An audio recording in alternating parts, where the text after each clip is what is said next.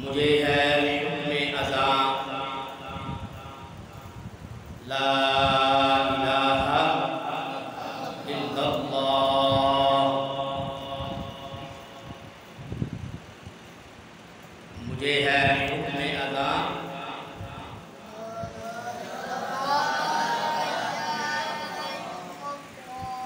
لا الہ الا اللہ۔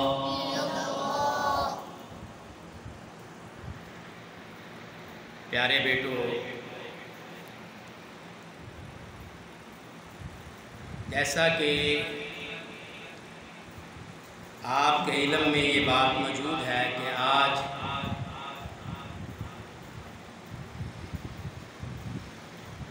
چھہترواں سال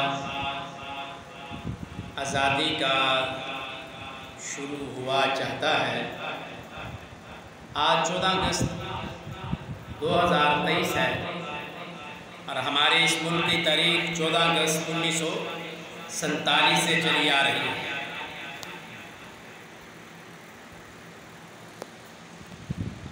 جشن آزادی بے شک آج ہماری قوم منا رہی ہے، در حقیقت ہم جس وجہ سے، جس نظریے کے تحت اور جس بنیادی اصول کے لیے ہندوستان سے ہم علیحدہ ہوئے تھے،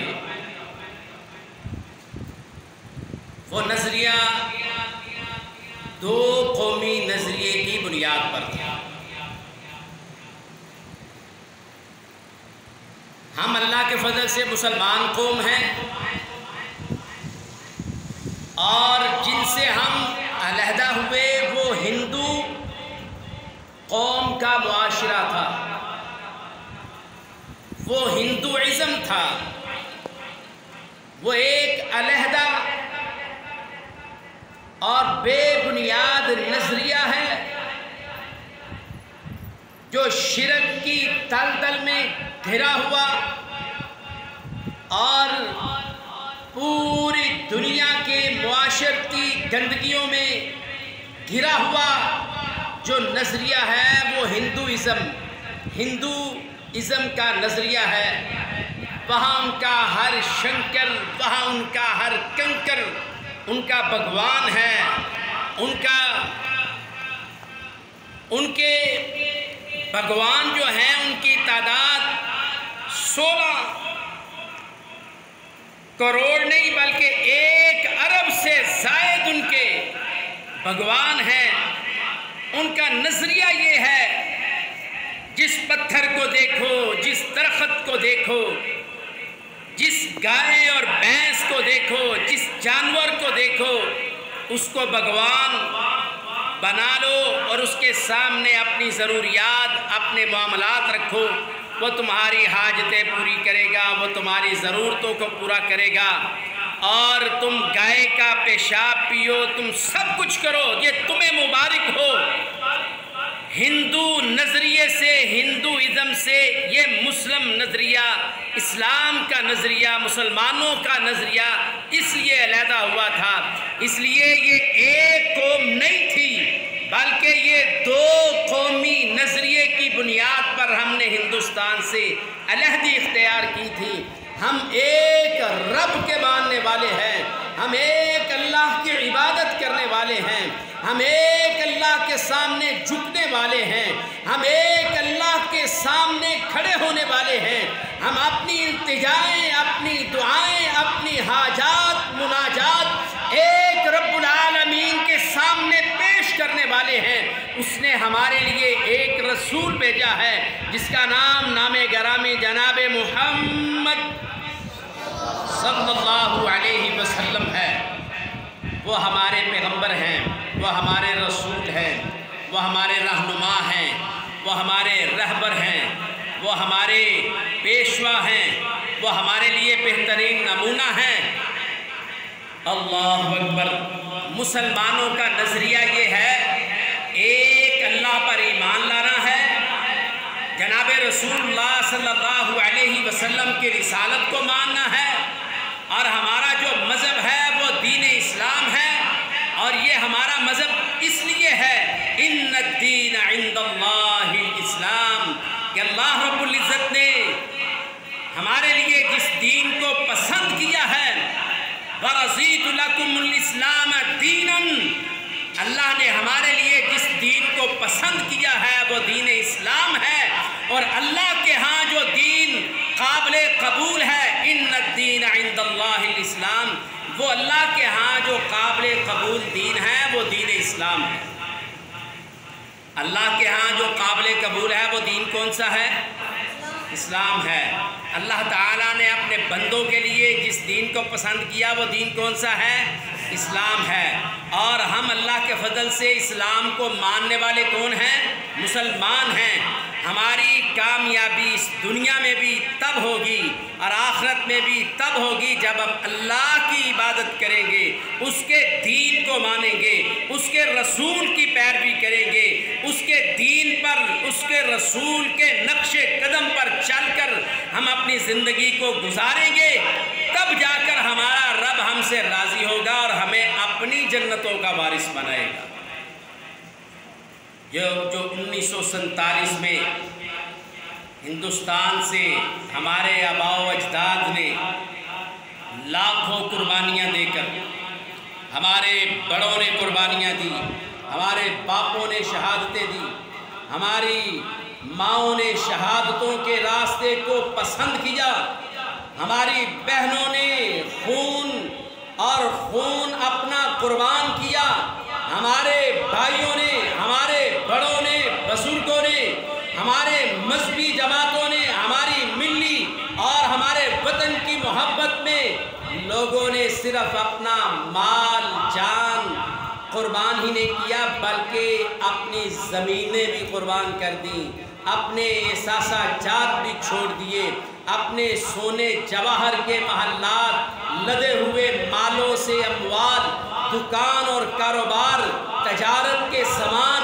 کھیتی باڑیاں، یہ سب کچھ اس لیے چھوڑا تھا کہ مجھے ہے حکم ازا لا الہ الا اللہ، لا الہ الا اللہ۔ یہ لا الہ الا اللہ کی بنیاد پر یہ ملک اللہ تعالیٰ نے ہمیں عطا کیا ہے۔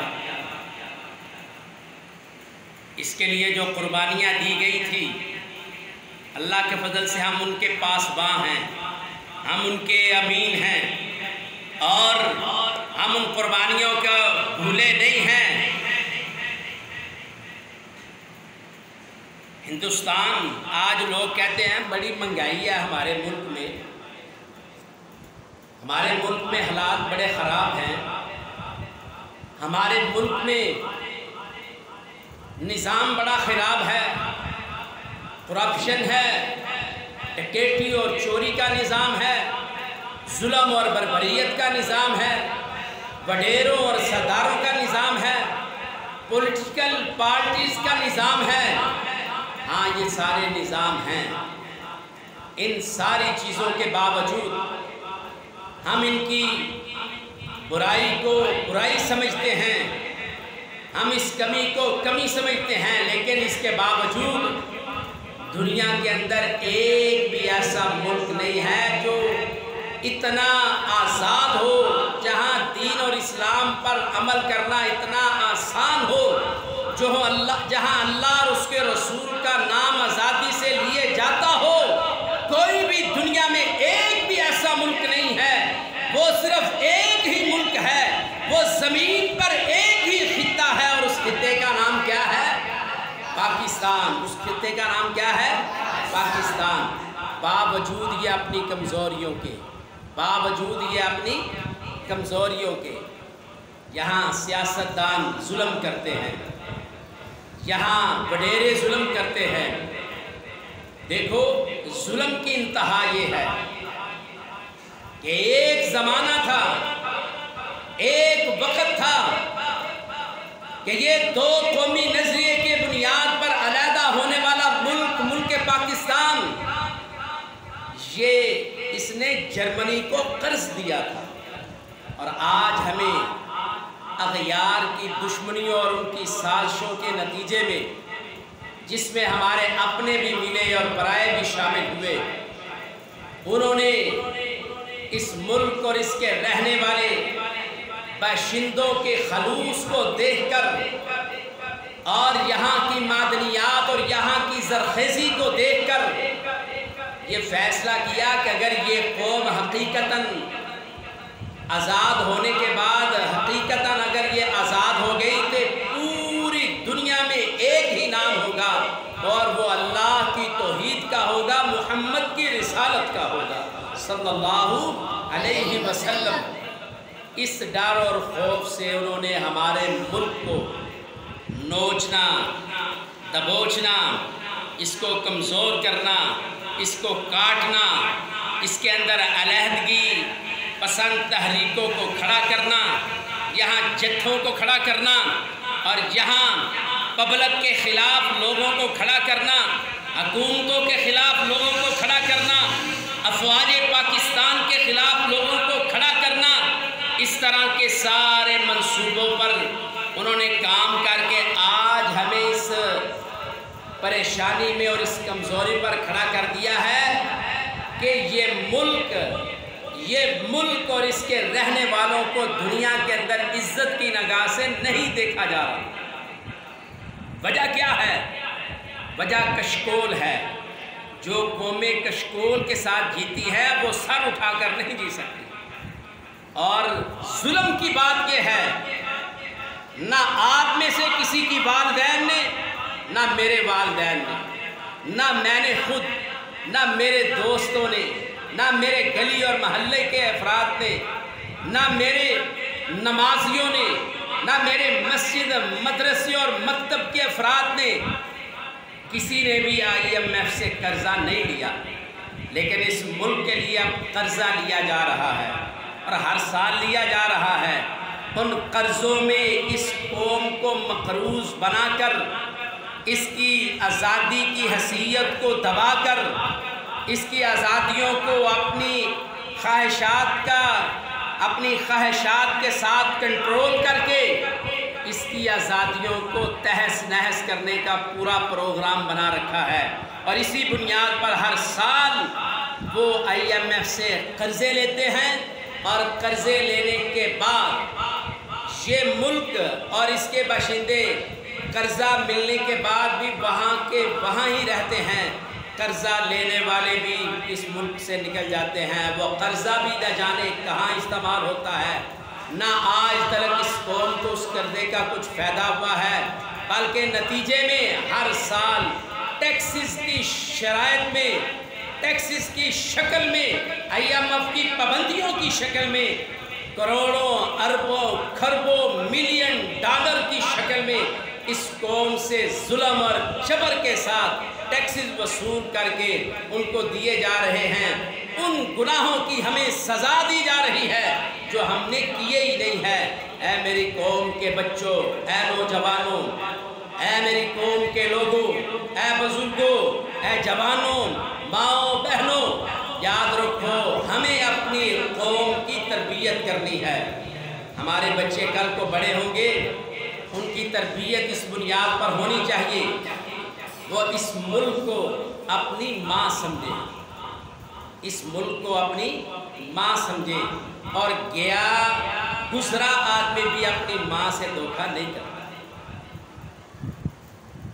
اپنی ماں کو نقصان کوئی بھی عقل مند آدمی نہیں پہنچا، بلکہ یہ جو جانور ہوتے ہیں، زہریلے جانور، وہ بھی اپنی ماں کی قدر کرتے ہیں۔ اور ہمیں اپنے بچوں کی تربیت اس بنیاد پر کرنی چاہیے۔ وہ بنیاد کیا ہے کہ ہمارا رشتہ سب سے پہلے کیا ہے؟ لا الہ، ہم کالے رنگ کے ہیں، ہم سفید رنگ کے ہیں، ہم گندمی کلر کے ہیں، ہم سرخی مائل ہیں۔ میرا علاقہ پاکستان کے دور دراز خطے کا ہے، میرا علاقہ بلوچستان ہے، میرا علاقہ پنجاب کا ہے، میرا علاقہ سندھ کا ہے، میرا علاقہ خیبر پختونخوا کا ہے، میرا علاقہ بلتستان کا ہے، کوئی بھی علاقہ ہے، کہاں کا بھی کوئی رہنے والا ہے، جہاں کا بھی کوئی ہے جو پاکستانی ہے، اس سے میرا رشتہ کیا ہے؟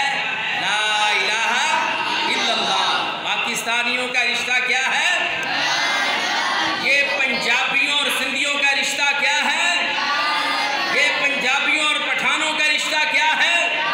یہ پنجابیوں اور بلوچیوں کا رشتہ کیا ہے؟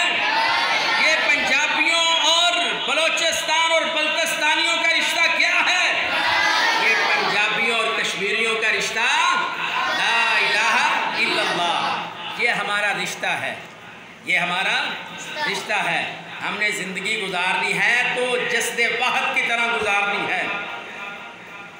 ہم نے کسی پنجابی نے سندھی کو، سندھی نے پنجابی کو حقیر نہیں جاننا۔ یہ جو قومیت کا تعصب ہے، علاقائی تعصب ہے، صوبوں کے تعصبات ہیں، ہم نے ان ساری چیزوں کو پاؤں نیچے دبا دینا ہے اور ملی وحدت کو اوپر لے کر آنا ہے۔ اس بنیاد پر ہم نے زندگی گزارنی ہے۔ جب ہم کلمہ توحید کے ساتھ زندہ رہیں گے تو پھر یاد رکھو، مجھے ہے حکم اذان لا الہ الا اللہ۔ پھر پوری کائنات میں وہ افریقہ کے مسلمان ہوں، وہ امریکہ کے مسلمان ہوں، وہ فرانس کے مسلمان ہوں، وہ سویڈش کے مسلمان ہوں، وہ برطانیہ انگلینڈ کے مسلمان ہوں، وہ جرمن اور پرتگال کے مسلمان ہوں، وہ ساؤتھ افریقہ کے ہوں، وہ ویسٹ انڈیا کے ہوں، پوری دنیا کے جہاں بھی مسلمان ہوں گے، ان سے میرا ایک ہی رشتہ ہوگا، وہ میرا رشتہ کلمہ کی بنیاد پر ہوگا۔ جس سے کلمے کی بنیاد پر رشتہ ہوگا وہ ہمارا اسلامی بھائی ہوگا۔ یہ کلمے کے رشتے بڑے مضبوط رشتے ہوتے ہیں۔ یہ ہم نے اپنے بچوں کی تربیت کرنی ہے۔ ہماری ترجیحات علاقائی، قومی، نسلی اور خاندانی نہیں ہونی چاہیے۔ بے شک ان چیزوں کی تعارف کے ساتھ بڑی ضرورت ہے۔ اللہ رب العزت نے یہ قوم اور قبیلے تعارف کے لیے بنائے ہیں، لیکن اللہ رب العزت نے ساتھ یہ بھی بتایا ہے ان اکرمکم عند اللہ اتقاکم، تم میں سب سے زیادہ اللہ کے ہاں عزت والا وہ ہے جو متقی ہوگا، پرہیزگار ہوگا۔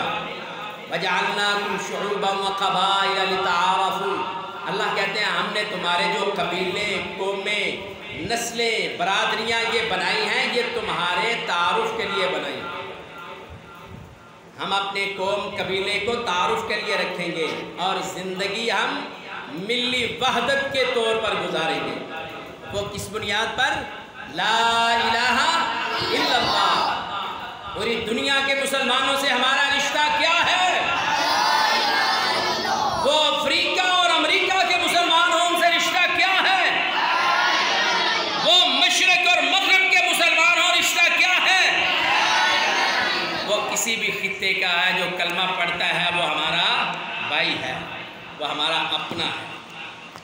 لیکن یہاں آج 14 اگست 2023 ہے، آج باہر نکل کے دیکھ لیں، یہ زندہ قومیں جو ہوتی ہیں وہ اپنی آزادی کے دن کو نہیں بھولتی۔ پہلی قوموں، پہلی امتوں میں بھی آزادیوں کی خوشی منائی گئی ہے، پہلی قوموں میں اور امتوں میں بھی آزادی کی خوشی۔ آؤ نبی صلی اللہ علیہ وسلم کی سنت کو سامنے رکھتے ہیں، ہم بھی خوشی منانا چاہتے ہیں۔ جناب رسول اللہ صلی اللہ علیہ وسلم سے یہ بات کی گئی جب آپ مدینے میں ہجرت کر کے آئے، یہاں کے یہود و نصارہ روزہ رکھتے ہیں، پوچھا کس وجہ سے روزہ رکھتے ہیں؟ 10 محرم کا، یوم عاشوراء کا، تو بتایا گیا اللہ کے رسول جناب موسیٰ علیہ السلام کو اللہ تعالیٰ نے فرعون سے نجات دی تھی، اس کی خوشی میں روزہ رکھتے تھے۔ فرعون سے آزادی ملی تو نتیجے میں اللہ کا شکر ادا کیا گیا. نتیجے میں کیا کیا گیا؟ اللہ کا شکر ادا کیا گیا. ہمارے ہاں شکر کے بھی انداز ہو رہا ہے، پاں کرتے ہیں، نہ بیماروں کا خیال، نہ مریضوں کا خیال، نہ بوڑھوں کا خیال.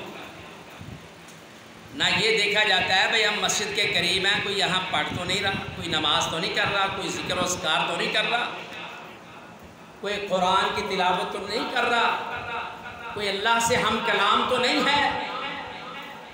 قطع نظر بے خبر ہو کر ہم نے بس آزادی کو پاں گانے باجے بجانے پر لگا دیا اور یہی سمجھا یہی آزادی ہے.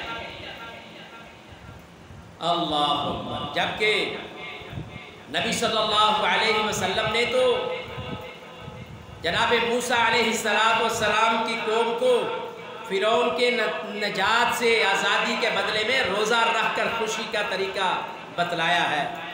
اور پھر رسول اللہ صلی اللہ علیہ وسلم کے صحابی سیدنا انس بن مالک رضی اللہ تعالیٰ عنہ بیان فرماتے ہیں، کہتے ہیں دو آوازیں ایسی ہیں جو بڑی ملعون ہیں.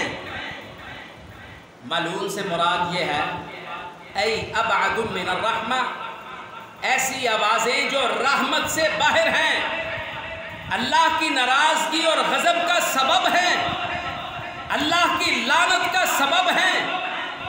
اللہ اکبر. نبی صلی اللہ علیہ وسلم نے فرمایا نعمت ملنے پر، خوشی ملنے پر، نعمت ملنے پر موسیقی کی آلات کی آواز، موسیقی کے آلات کی آواز، یہ گانا بجانا، ڈھول ڈمکا، خوشی آ جاتی ہے. جس طرح آج 14 اگست ہے اور خوشی ہے، الحمدللہ ہم مسلمان ہیں اور پاکستانی ہیں، ہمیں خوشی ہے. لیکن اس خوشی کا مطلب کیا ہے؟ گانے لگا دیں، مریضوں بیماروں کو تکلیف سے دوچار کریں، بوڑھوں بزرگوں اور بچوں کو پریشان کریں؟ نہیں، اس کا مطلب یہ نہیں ہے. سنو نبی صلی اللہ علیہ وسلم نے ہم مسلمانوں کی تربیت کی ہے، کہا دو آوازیں ملعون ہیں، ان میں سے ایک آواز وہ ہے جب کسی کو نعمت ملتی ہے تو نعمت ملنے پر وہ موسیقی کے آلات ان کو استعمال کرتا ہے، گانا گاتا ہے، گانا بجاتا ہے، موسیقی سنتا ہے، موسیقی سناتا ہے. یہ آواز، یہ لعنت والی آواز ہے. اور دوسری رسول اللہ صلی اللہ علیہ وسلم نے فرمایا مصیبت اور تکلیف کے وقت یہ نوحے کی جو آواز ہے اللہ کو یہ ناپسند ہے اور یہ ملعون آواز ہے.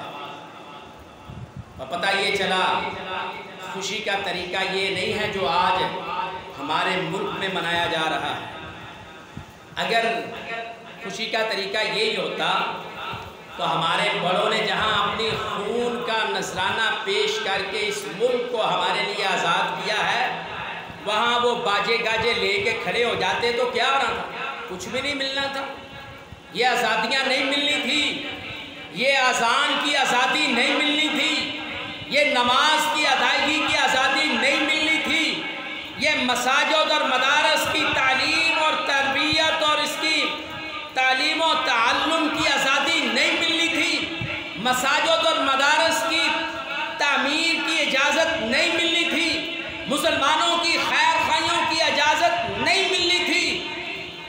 پھر وہ مسلمان جو آج ہندوستان میں ہیں، جن کو آئے روز یہ کہہ دیا جاتا ہے کہ تمہارے پاس اتنے دن ہے ہمارا شہر اور ہمارا علاقہ، ہمارا ضلع، ہمارا صوبہ خالی کر دو.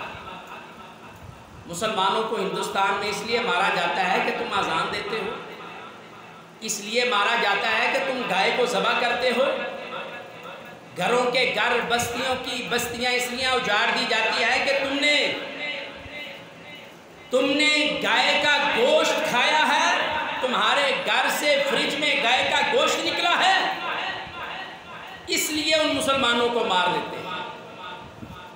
اگر ہمارے بڑوں نے بھی باجا گاجا لے کر وہاں چلے جاتے اور کہتے ہیں ہم نے بس آزاد ہونا ہے، پی پی پاں کر کے آزاد ہو جانا ہے، تو پھر یہ جو آزادی اور خوشیاں ہیں یہ ہمیں نہیں ملنی۔